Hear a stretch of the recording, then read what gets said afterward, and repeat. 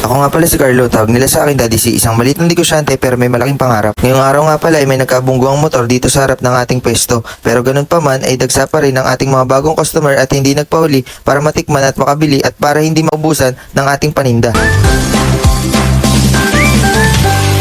Ngayong araw nga pala ay dumagsa ang ating mga walking customer at dito nga pala ang pwesto natin sa Enverga Boulevard Street, Barangay Daungan, Maubang, Quezon, kalapit ng Talipapa. Ngayong araw nga pala ay mga customer tayo na maaga pa lang ay bumibili na dahil naubusan sila nung nakarang araw ng ating paninda. At shoutout dito kay na ma'am dahil bumili sila ng 8 baso at galing pa sila sa malayo. Ngayong araw nga pala ay may na-accident ng 2 motor dito sa harap ng pwesto natin. At salamat naman sa Diyos at wala masyadong nasaktan. Ingat po kayo lag at lalo na sa mga rider natin. At shoutout po pala dito sa anak ng Kuya Jerry na nagbabakasyon ngayon dito sa Mauban at nagkakot pa ng mga bago nating customer at nakakatuwa nga dahil napapanood daw nila ang mga video natin.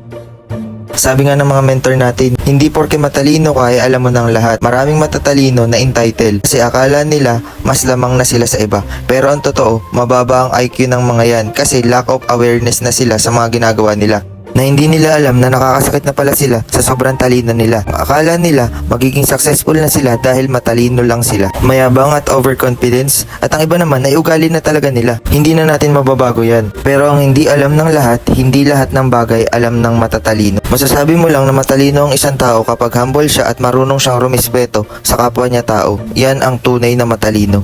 Kasi ang tunay na matalino, marunong magpakumbaba at umintindi sa kapwa niya tao. At sa mga tao na akala nila alam na nila ang lahat, nagkakamali ka dyan. Dahil kung alam mo sa sarili mo na matalino ka, dapat alam mo sa sarili mo na hindi mo pa alam ang lahat.